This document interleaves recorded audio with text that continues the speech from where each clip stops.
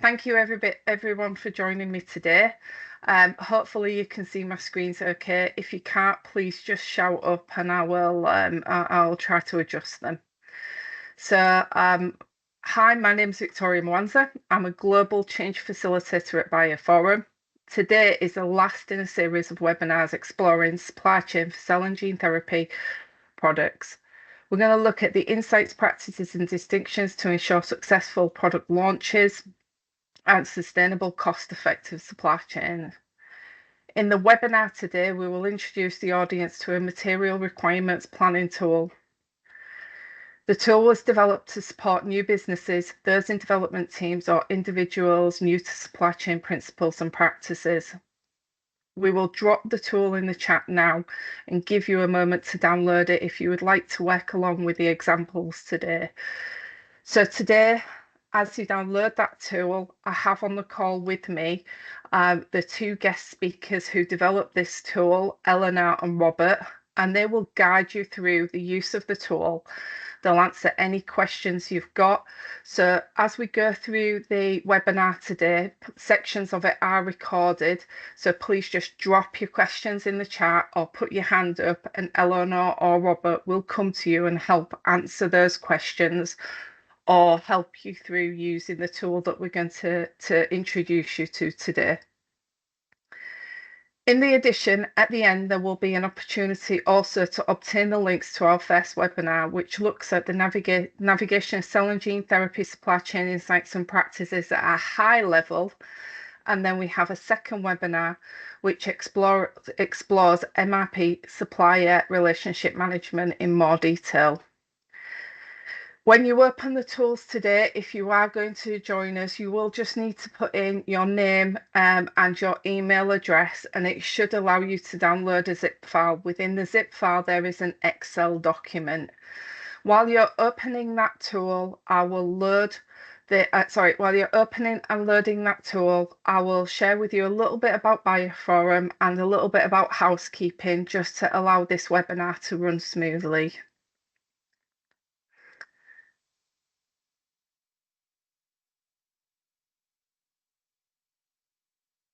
So a little bit about housekeeping.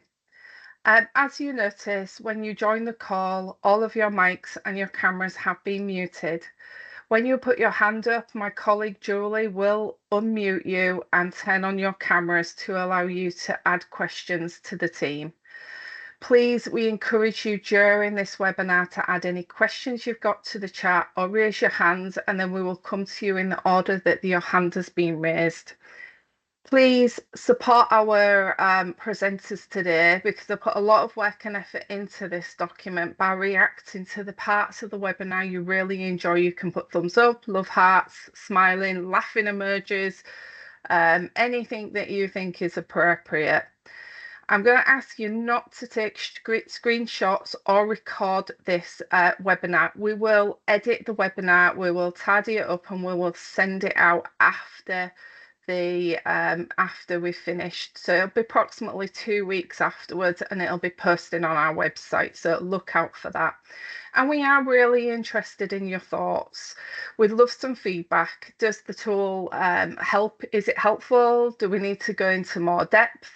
Any feedback you've got for the work stream would be really, really helpful. So let me tell you a little bit about BioPhorum. BioPhorum's mission is to create an environment where the members from the global biopharmaceutical and device industries connect, collaborate, and accelerate progress for benefit of all. BioPhorum currently has 12 forums with over 150 member companies. Today, the webinar comes from the Supply Resilience Forum. By coming together and collaborating, companies are able to accelerate change better, faster, and cheaper than it would be for individual companies to do it on their own. And you'll see that through today's webinar. So let me give you a little bit of background about the Supplier Resilience Forum. The Supply Resilience Forum is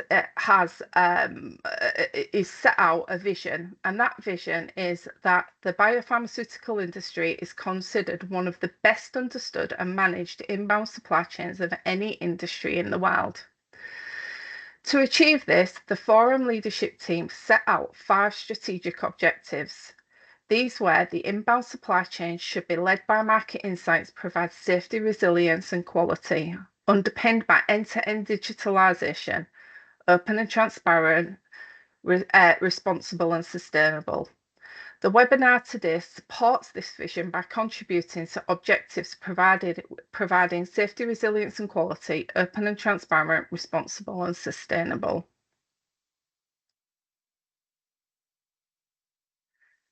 The webinar is just one element of a greater piece of work the team completed.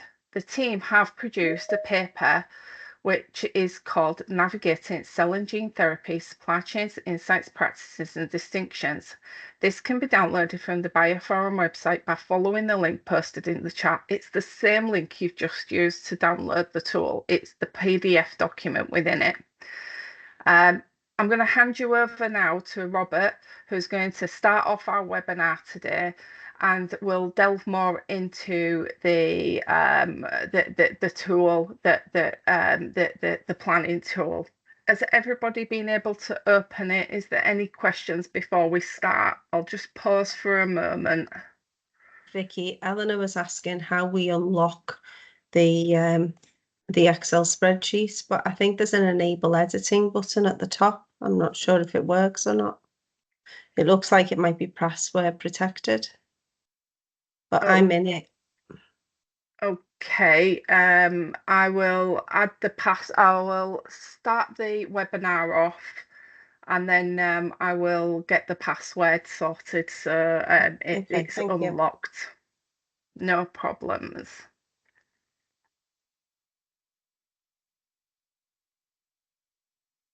Hi, I'm Rob Curtis. I'm a senior tech transfer engineer at Pfizer. I've worked in clinical manufacturing at Pfizer for over 20 years. I developed multiple tools for planning and forecasting materials. Ensuring that we have all the materials required to run a campaign is one of the biggest challenges in clinical manufacturing. Using my experience in tech transfer and materials planning, I've been able to support the development of a generic planning tool to help others in the BioPhorum network. Hello, my name is Eleanor Cohen. I'm a senior GMP planner at Spark Therapeutics, a part of the Roche network. I have over 10 years of end-to-end supply chain experience in various industries, including fast-moving consumer goods, commodities, and pharmaceuticals. I believe that the biggest challenge for the CGT supply chain is maintaining a secure supply of material without slowing down the speed of science. Today's presentation will be a tutorial of the Material Requirements Planning tool. Thank you so much. When you first open the tool, you will see the Material Requirements or Planning Worksheet tab. For each material you're planning, the data is captured in 3 main areas: background data, inventory data, and material requirements planning. In the background and inventory data sections, the fields highlighted in purple will need to be manually entered, while the white fields will pull in or calculate automatically. In the material requirements planning section, you'll see a timeline view of your demand or planned consumption, upcoming material expiration, planned delivery or production, projected inventory, and budget. Using this as an example, the colored inventory calls out in December 2024, where the inventory is projected to go short due to an expiration and encourages a delivery ahead to prevent going out of stock. This will be your dashboard or main view of the tool, but let's start with a deeper dive into the background data. The part number, vendor part number, and cost per unit are all entered manually, while the part description and vendor name are pulled in from the raw inventory tab. Let's look there to understand the importance of accurate, current, and consistent inventory data. Here is the raw inventory tab. If you are already using an inventory management software or spreadsheet, You may already have most, if not all, of this data available. If not, this is a great opportunity to start. Accurate, current, and consistent inventory data is key to the material requirement planning tool working as expected. Each lot should have its own line, with the purple fields filled out. There are additional fields on the next slide. You can see here there is an opportunity to capture additional inventory data points that may be valuable for your purposes. It is necessary to have the status field filled out, as it is generally risky to plan on using material that is still under quality inspection, and we do not want any material on quality hold to be considered usable in our calculations. The last two columns are formulas and should not need to be adjusted. This raw information is the basis for the inventory and expiry tabs, which feed into the inventory data section of the planning worksheet. Here are two snapshots from the inventory and expiry tabs. The inventory tab sums all lots of the same material and organizes it based on status. It's always good to know how much of your material is released and ready for use versus how much is quarantined or on some other kind of quality status. The expiry tab is used to place the expiring material in the correct column on the planning worksheet tab. For the inventory and expiry tab, you'll want to add additional lines to capture all the materials you're planning. We have included 3 as an example, but you can add as necessary. On the expiry tab, you may also need to add additional columns for 2025 and 2026. It's always a good idea to spot check data to make sure it's calculating correctly.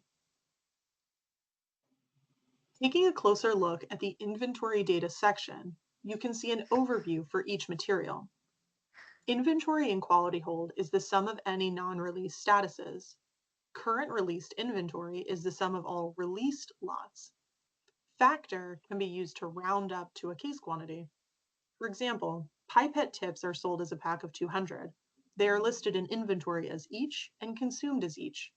Rather than manually calculating how many cases you should order for a shortage, put 200 in the factor cell, and the planning tool will give you an inventory projection in case quantity. The next 2 columns are very helpful when you have several lots of the same material with rolling expirations. You will need to fill these in manually. Use safety stock to maintain a minimum level of inventory. Factor and safety stock may not be applicable to all your materials, so utilize the accompanying documents and other resources to determine if they are necessary for your situation. When calculating inventory over time, the planning tool will use the last column shown here, inventory after safety stock. Now that we've established the background data and inventory data, let's move on to our demand. When we look at the demand tab, you'll see months along the top and the different products your organization manufactures on the left side. Each product requires its own line. Remember, these are the high-level products, not the raw materials used in each production. Once you have listed your products along the left-hand side, mark an X in the month you plan to produce. If your organization runs productions simultaneously, the tool can accommodate multiple productions in the same month.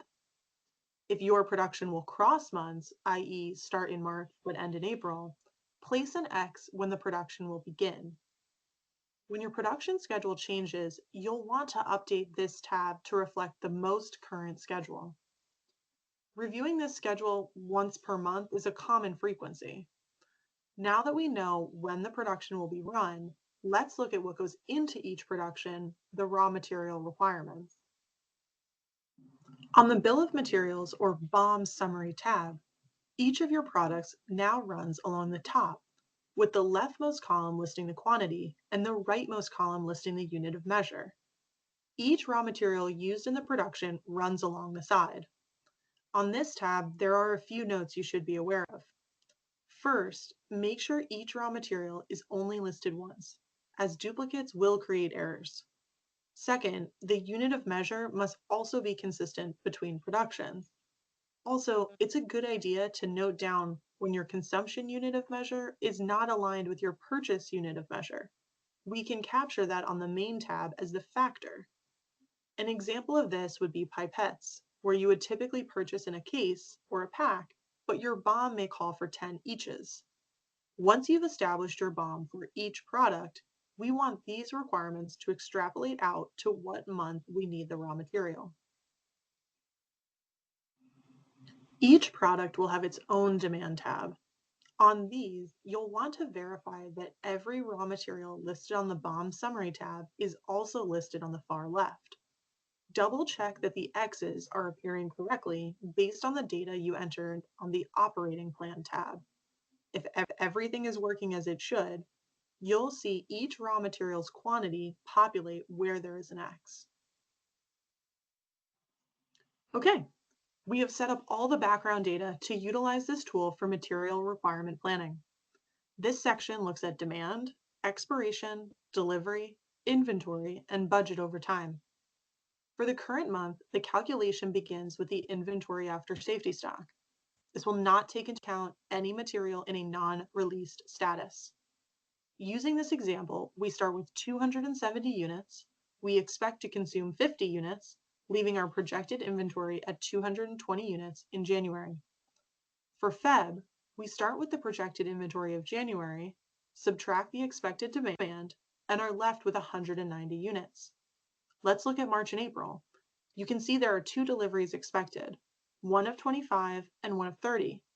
Additionally, the budget line takes the unit price and multiplies it by how many units are expected to be consumed. In July, we see some of our inventories expiring, indicated by the red number. Looking further, we see an additional expiration in December and a noted shortage. In order to prevent going out of stock, we'd plan to have an additional material deliver in November. Planning is an ongoing activity. Regularly checking your inventory, updating your operating plan, and validating your bill of materials will ensure your dashboard is ready to use. Let's practice looking at this dashboard and deciding what steps need to be taken to supply the manufacturing process. What's the first thing that jumps out at you here? Probably those cells in red showing a negative number. How can we resolve this? First, I see we currently have 80 released units and a safety stock of 40 units.